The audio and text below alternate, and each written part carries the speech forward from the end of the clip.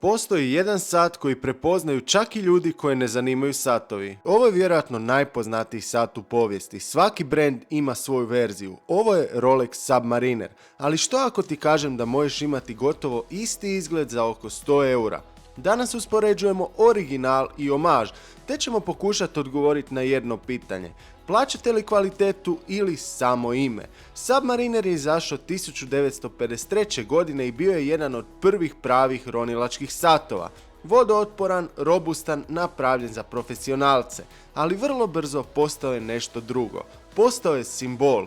Nosio ga je James Bond u ranim filmovima i od tog trenutka više nije bio samo alat, bio je status. I danas, 70 godina kasnije, to je najpoznatiji sat na svijetu. Kroz ovaj video donosim vam detaljnu recenziju i usporedbu Pagani Design PD1639 sata, a da bi usporedba bila što bolja, u videu ga uspoređujem s Rolexom Submarinerom, čija je cijena više nego 100 puta veća.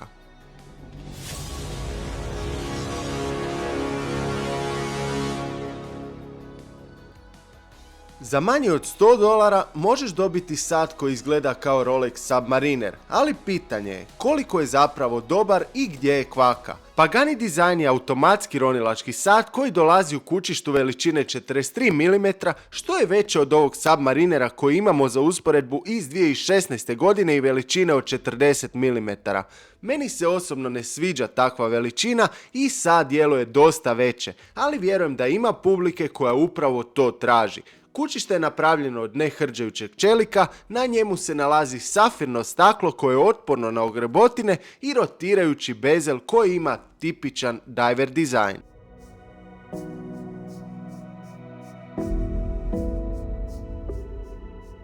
Kad ga prvi put staviš na ruku, dojam je iskreno bolji nego što bi očekivao za ovu cijenu. Sad djeluje masivno, ima težinu i prisutnost, a ima ujedno i taj tool watch izgled koji ljudi vole kod diver satova. Narukvica je solidna, ne djeluje luksuzno kao kod viših klasa satova, ali je dovoljno čvrsta da ostavlja dojam pouzdanosti.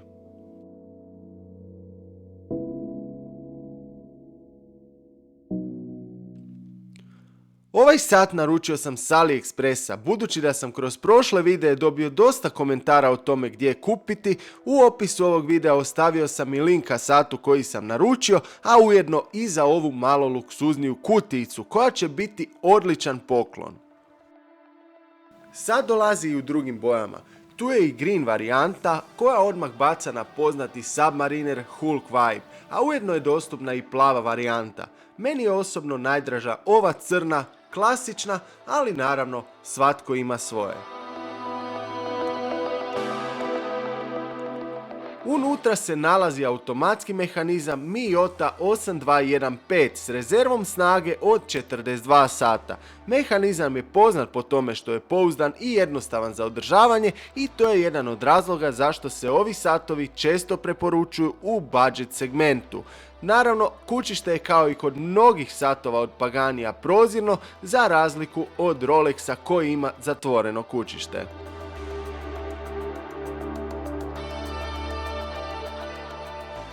Naravno, ako ga usporedimo s Rolex Submarinerom, razlika je ogromna kad uđemo u detalje. Rolex ima potpuno drugu razinu završne obrade, preciznosti, mehanike i dugoročne kvalitete, ali realno ovaj Pagani nikad nije ni pokušao biti Rolex. On samo nudi vizualni stil i osnovnu funkcionalnost diver satova za djelić cijene. Ne radi to samo Pagani, gotovo svaki brand na svijetu ima svoju verziju Submarinera.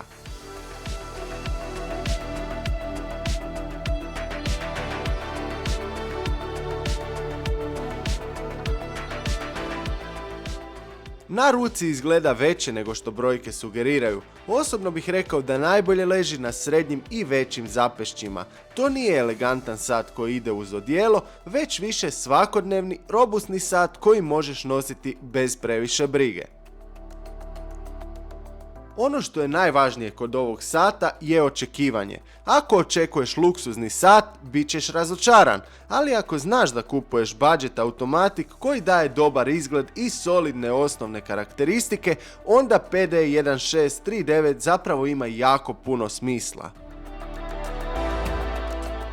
Bezel ima 120 klikova i djeluje dobro. Naravno ne ide glatko kao kod Rolexa i dosta se vrti, ne staje snažno u poziciji. No kako sam već spomenuo, sumnjam da će to biti stvar koju ćete puno koristiti i koja će biti okidač za kupnju. Sasvim zadovoljavajuće za ovaj cjenovni rang.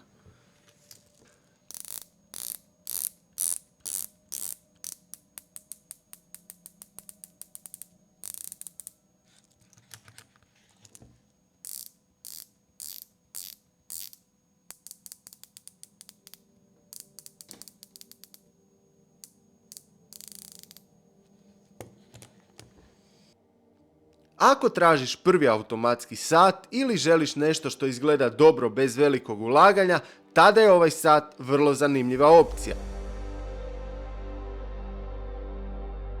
Ako bi tražili dlaku u jaju, to je samo 100 metara water resistance, dok pravi ronilački satovi imaju minimum 200 metara, tako da ovaj sat ne možemo smatrati diverom, ali pretpostavljam da vi ovaj sat kupujete za svakodnevno nošenje i tu će sigurno opravdati svrhu jer uistinu izgleda lijepo.